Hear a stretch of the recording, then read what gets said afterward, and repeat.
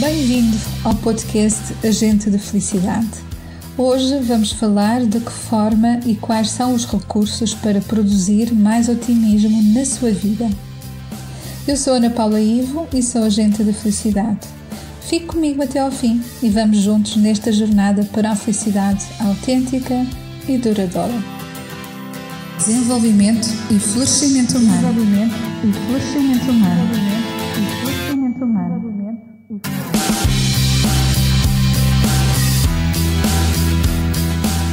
Agente de Felicidade, com Ana Paula Ivo.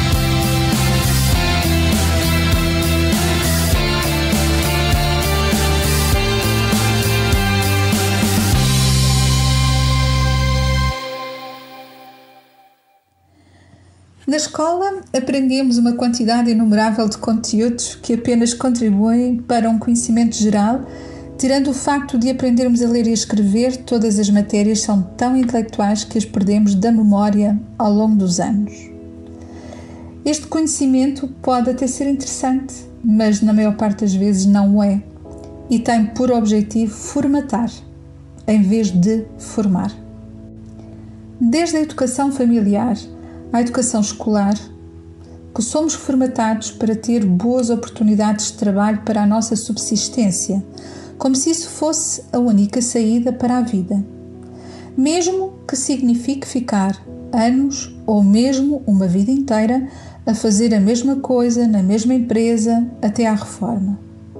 E perguntar-me-ão desse lado, mas isso está errado? Não, não está errado, desde que isso seja uma escolha pessoal e consciente. A minha geração, que talvez também seja a sua geração, foi empurrada para os estudos com os olhos postos na esperança de, com isso, encontrar um futuro próspero, trabalhando para uma grande empresa, como se alguém pudesse prosperar dessa forma. Mas a minha geração também foi educada para ter, bem diferente daquilo que vemos hoje nas gerações mais jovens, que se recusam a esses dogmas imaginários de apenas ter. Eles preferem dizer não a um trabalho precário para serem aquilo que desejam e querem ser. E as gerações mais jovens querem ser livres e ganharem o mais que puderem com isso, incluindo dinheiro, cultura, especializações, criatividade, liberdade de escolha e bons relacionamentos. E que bom que ia ver esta juventude tão mais feliz e mais descontraída. Quantos jovens hoje trabalham fora das suas licenciaturas porque sabem que têm o poder de escolher serem aquilo que quiserem ser? Eu pessoalmente adoro observá-los. Eles sabem dizer não quando consideram que é injusto e sabem dizer sim quando isso é justo e lhes faz sentido. Eles parecem não ter medo do futuro e são muito mais minimalistas, porque a sua mentalidade é ser. E essa liberdade permite-lhes serem o que quiserem, da forma que puderem e onde puder ser. Acima de tudo, não têm pressa. Parecem saber esperar pelos momentos certos.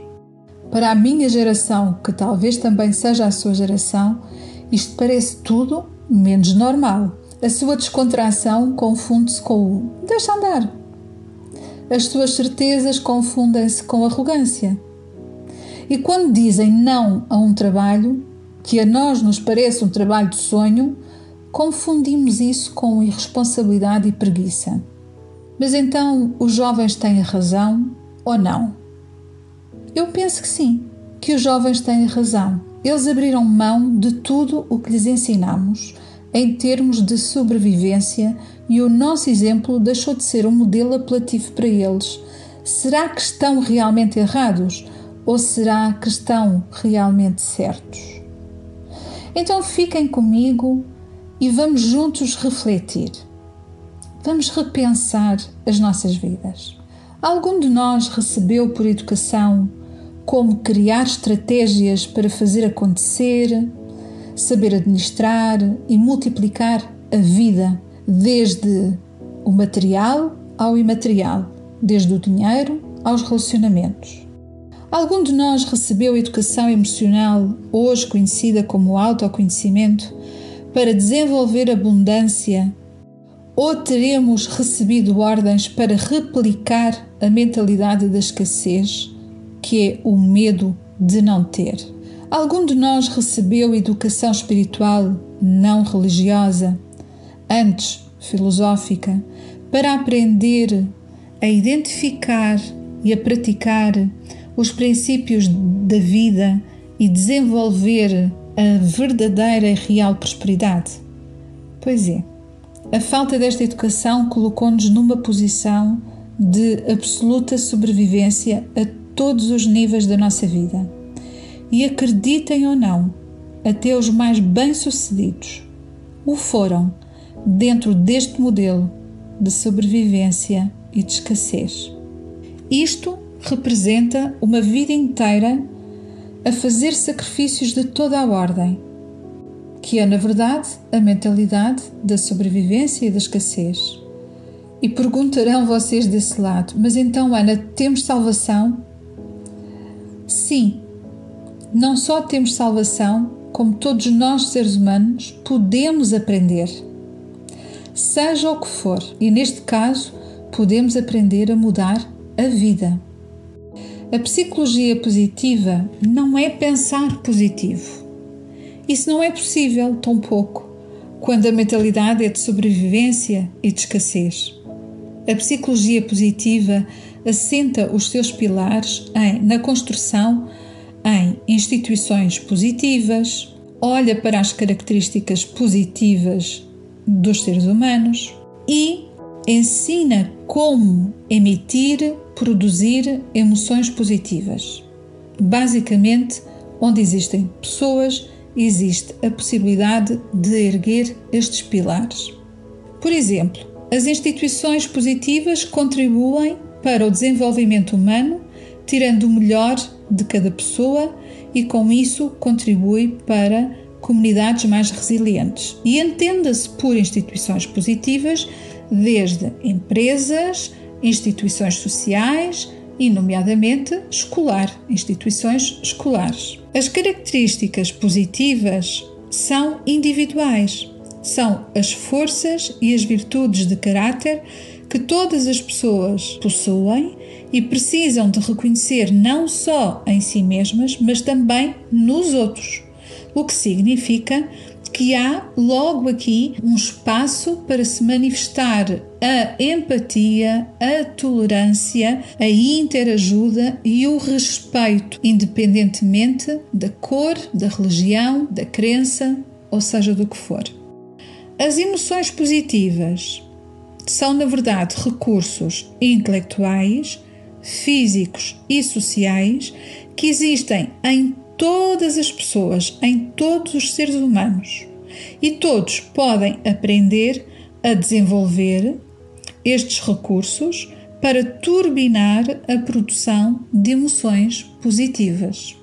Portanto, psicologia positiva não é pensar positivo, é ser positivo. Mas isto parece um pouco complicado, dirão vocês desse lado. E não estou a ver bem como posso criar mais otimismo na minha vida. Claro que eu compreendo. Por vezes até parece utópico, por não estarmos habituados a pensar e a refletir no sentido da abundância e da prosperidade plenas, que são, na verdade, os conteúdos reais do florescimento humano. Podemos sempre começar por algum lado.